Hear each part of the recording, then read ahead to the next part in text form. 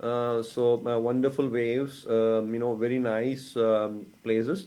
And it is not very far away from Pondicherry, which was a French colony, which is and the last thing about Madras is it's the second oldest city corporation in the world. It was called Madras before. Today it's called Chennai. The name's changed. A lot of history there.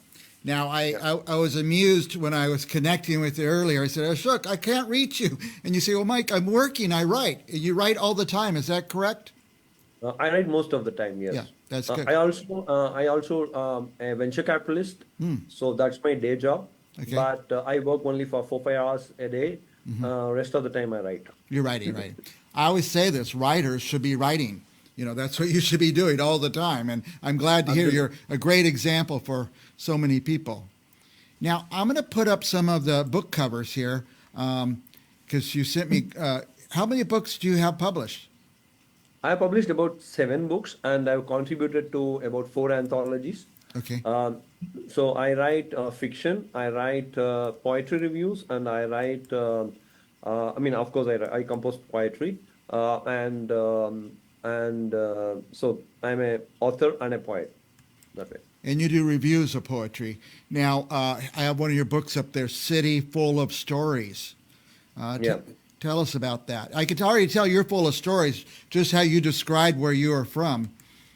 Yeah, A City Full of Stories is a collection of short stories based on people and events of Mumbai. Mumbai, is the financial capital of India and the second largest city. And I spent about 6 years in Mumbai, and I discovered that I think there are a lot of stories that you come across, different sort of people, characters who you meet on a day-to-day basis. Yeah. So the book is constructed in terms of 3 parts. The first part is a sort of short story segment, which is like a micro story, and then medium length stories, and finally a sort of novella, which is a short novel, which is a combination of a life in Mumbai, but at the core of it is a romance story. So I dabbled with a bit of feminism in the story, where a woman prioritizes her well-being over love. So that is the crux of that story. So it gives a very what you call composite flavor of the city, and also my experiences there.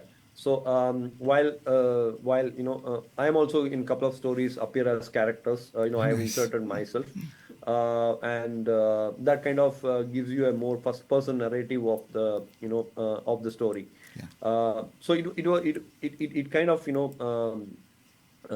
emerged as a book that I wrote over almost a decade, because some of the stories came during COVID period.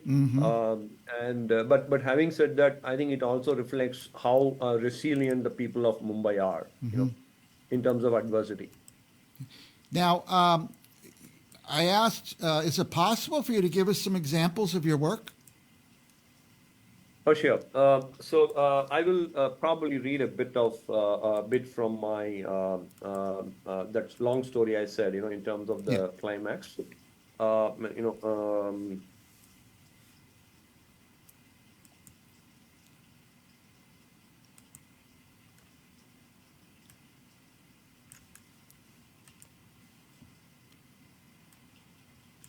Ananya saw that Anand was still wiping his tears. The waiter called out her token number. She walked up to the counter to pick the tray. The tray contained a cafe americano for him. Anand looked at her, his eyes still wet but wiped out. He blew his nose with a napkin and then said, "Thanks." His mind went to the call he made after his mother's death. He had called her and she had not answered. He tried again.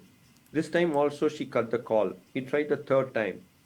She was annoyed, but she picked the call. She could hear his voice unusually weak. "Hey, how are you?" she asked. He broke down on the phone and narrated the last 2 weeks of events to her. He skipped his mother's view about her. Ananya had felt sorry and she melted inside. But she had made up her mind and said, "Anand, thanks that you called. and let me know of your mother's demise. But at this period, it is good for us to be away from each other. You are going through pain, and I am still recovering from the day at your house. Now, the book ends like this: that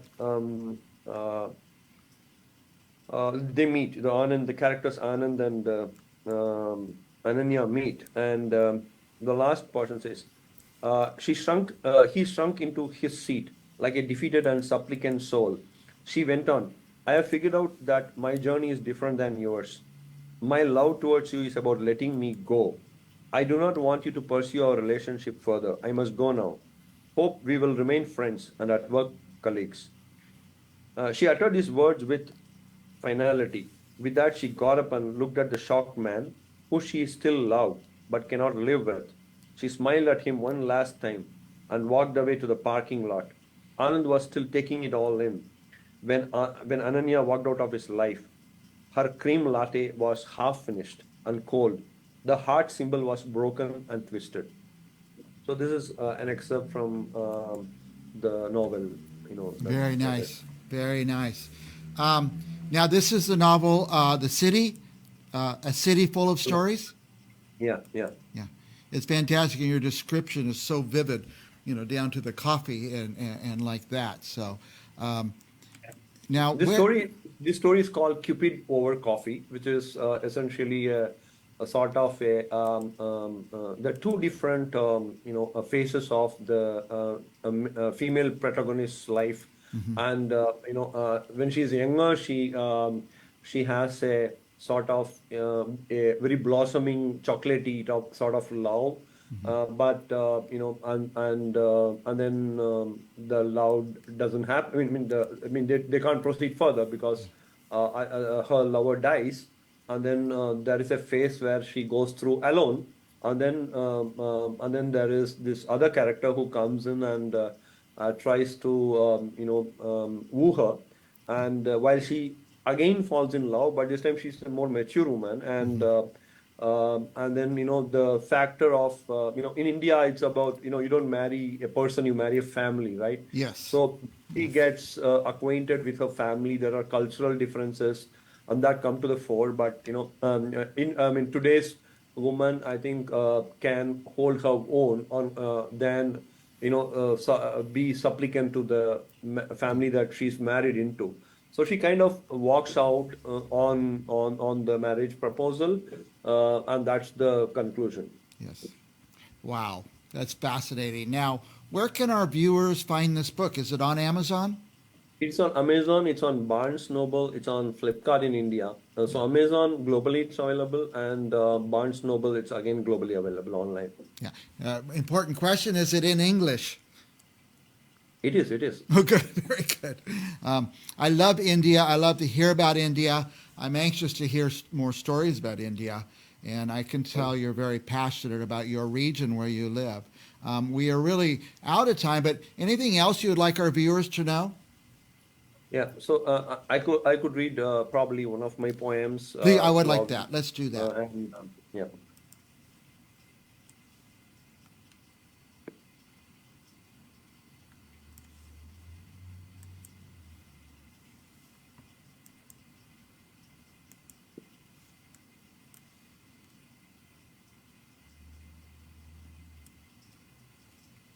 Yeah. So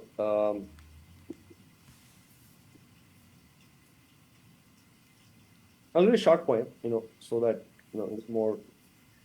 It's called Solace for the Soul.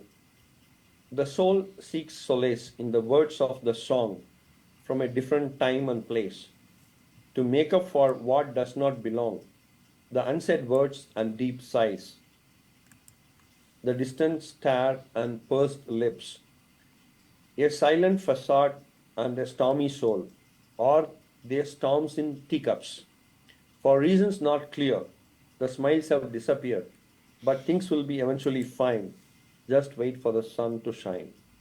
So this is about a difficult time that somebody goes through, and listen to music, and you ruminate about the unsaid words, and how you really deal with a difficult moment, staring into the distance and pursing your lips. But eventually, we all want the sun to shine back, after a stormy day. Very good. Ashok, we are out of time. It's beautiful. Your poetry is beautiful. Your stories are beautiful. And maybe I'm going to get these books. I'm going to get the one book I have up on the screen, A City Full of Stories. I'm going to Yep. read it, and then we're going to invite you back on the show to talk to you a little more. Sure. Thank you very much. All right, and we'll be back with more authors right after this.